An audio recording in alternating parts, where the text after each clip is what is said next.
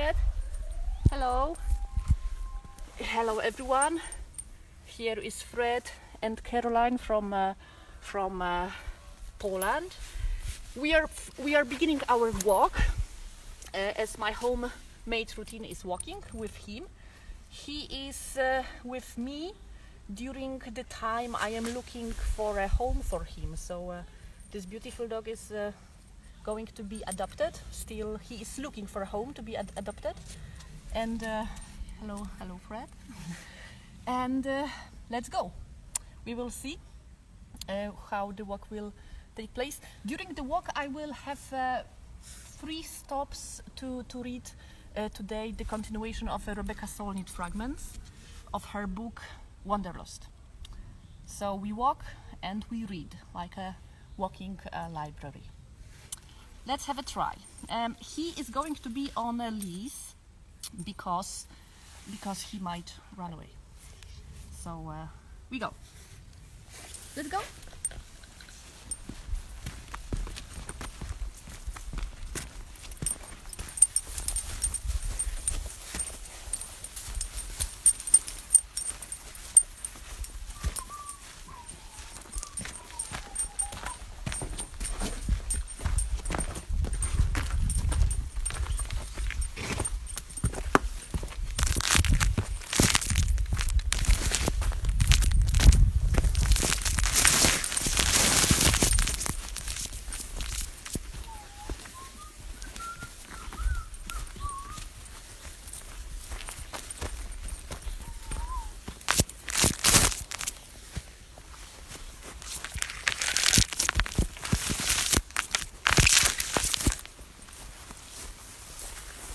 We are actually going like 4 times a day.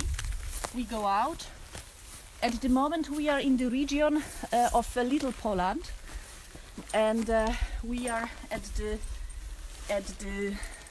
place which were assigned to wear the mask. So I'm having the mask as well. However, we are in the nature, as you can see, and in this region, Little Poland.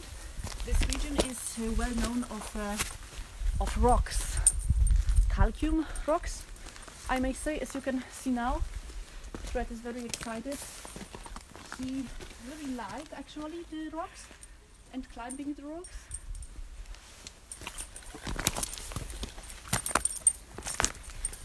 Uh-oh. Okay.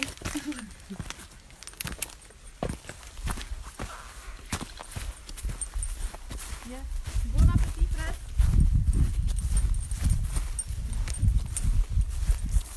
Come. Come.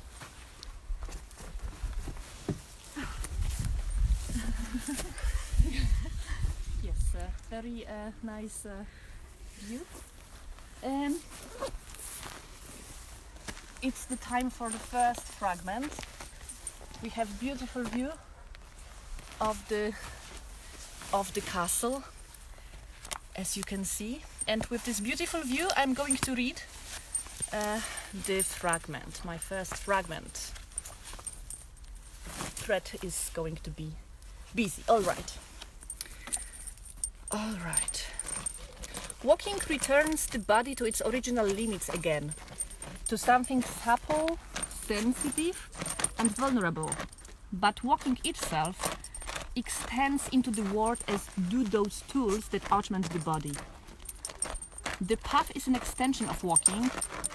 The places set aside for walking are monuments to that pursuit, and walking is a mode of making the world as well as being in it.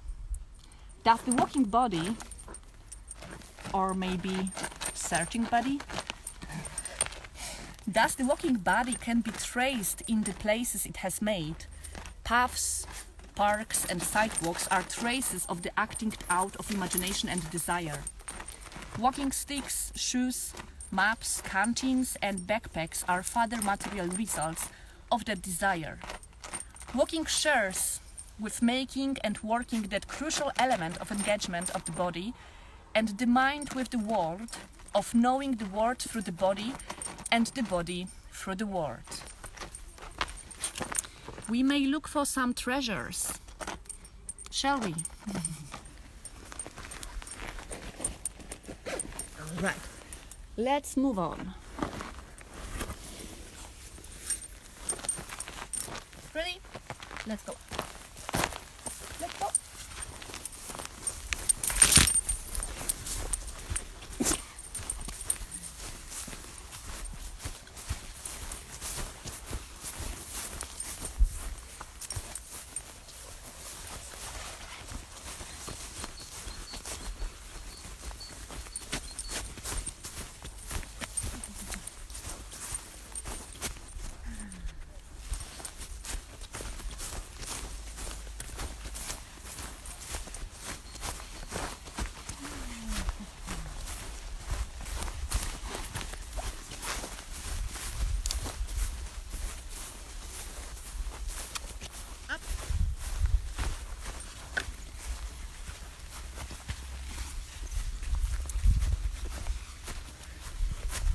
We are in a place where normally are hundreds of tourists, so this is very touristic place. However, now during the epidemic, it is actually open, but there is no people.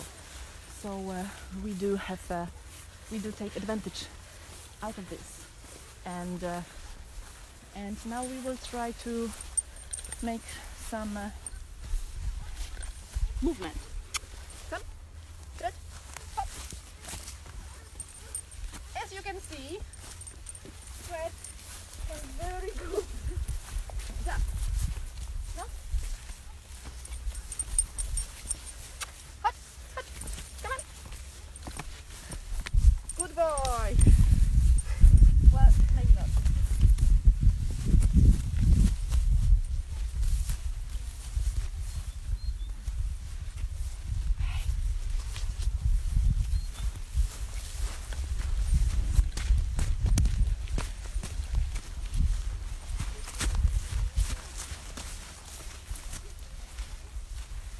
We will make the second stop here, hopefully. Fred,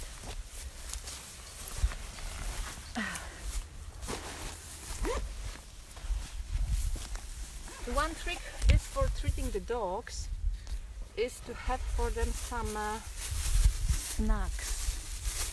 However, it is much more adventurous to dig a hole.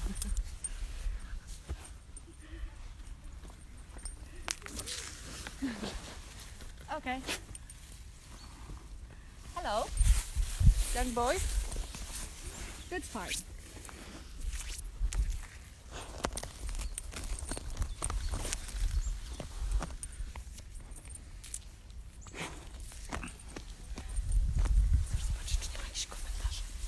My second fragment. Nowadays, walking upright is considered to be the Rubicon, the evolving species crossed to become hominid, distinct from all other primates and ancestral to human beings. The list of what we eventually got from bipedalism is long and alluring, full of the gothic arches and elongations of the body. Start with the straight row of toes and high arc of the foot. We can try to make some close-ups for Fred. Go up the long straight walker's legs to the buttocks, round and protuberant thanks to the massively developed gluteus maximus of walkers, a minor muscle in apes, but to the largest muscle in the human body. Then go on to the flat stomach, the flexible waist, the straight spine, the low shoulders, the erect head and set atop a long neck. The upright body's various sections are balanced on top of each other, like the sections of a pillar, while the weight of quadrupeds' heads and torsos hangs from their spines like the road rails from a suspension bridge, with a pair of pear-like legs toward either end. The great apes are knuckle walkers, creatures adapted to life in tropical forests, who for the most part move only short distances or the ground between traces. on a long forelimbs that give them a kind of diagonal posture.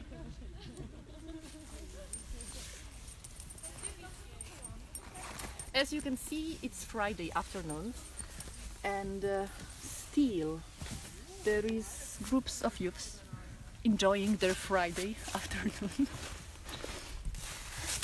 Fred, interested? You black leg dog? This castle you can see, it is the... Oh, great. This castle you can see is maybe you... If you watched the Netflix series The Witcher, which is based on the Polish science fiction story, the part of the movie, of the series, was been made here. Exactly here. So, if you saw The Witcher, maybe you can help me which part was made there? Come, Fred. Stop. Stop. Stop.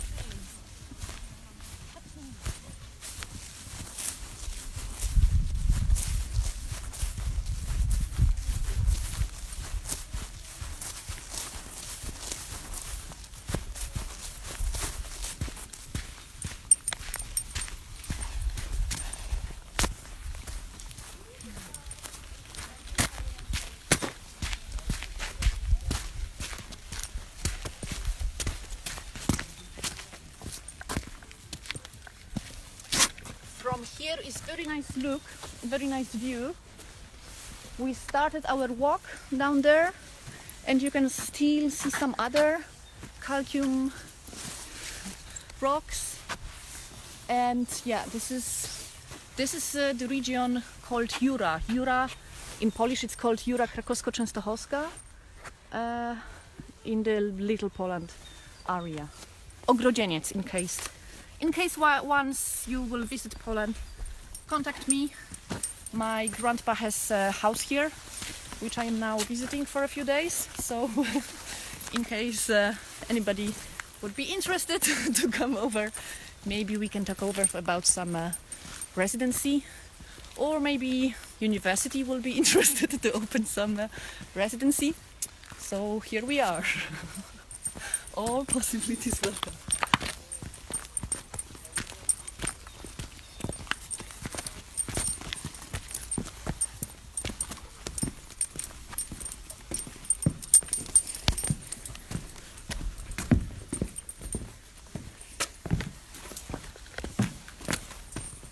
So here we are. We enter the castle, and first thing is, when you enter the castle, you need to wash up your hands. So do we do.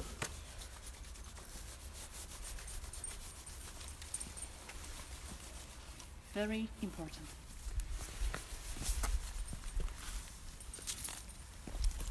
Fred won't wash his legs. I will look him through today.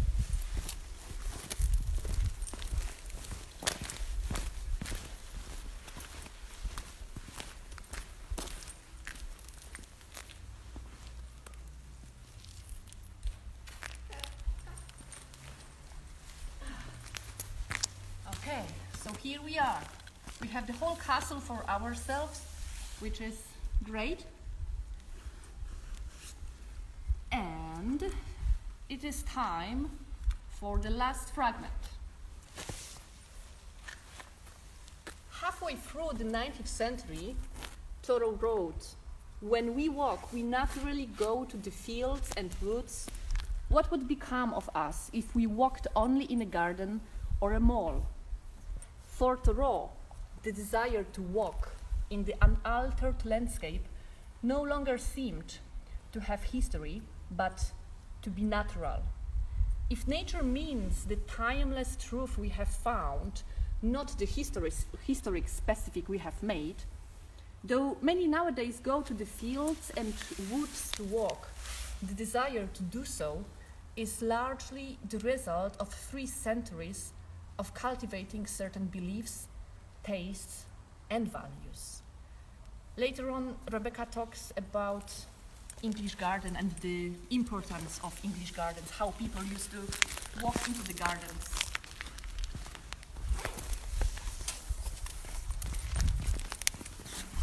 Only last thing, we will not take the walk around the castle, because during rehearsal we did take a walk, and Fred was quite scared of all the spots around.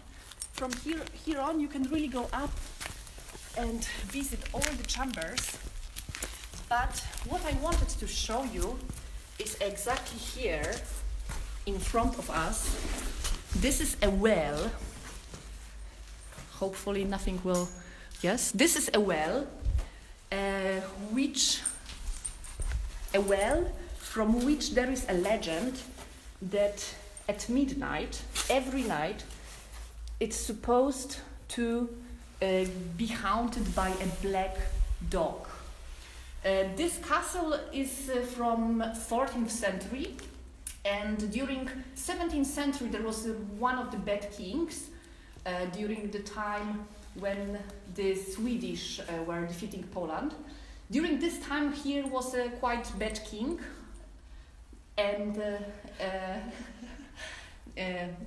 the king was torturing people, he was torturing his wife, and he did a pact with the hell, and his soul was taken to hell, and he was being made a black dog in the hell. And it's supposed people from the place we are now, from the countryside, they said they hear some voices, and there were some sayings, people saw big black dog around, and this big black dog is supposed, from the legend, to come out from this well. Right, we don't see any big dog. Fred haven't heard anything. All right, so let's go back. Maybe there is some black dog, maybe. All right, so that was our walk. We are happy that you join us, and from next week we are back in Warsaw, so we will be walking in Warsaw. So thank you for watching, and see you next Friday. Thank you.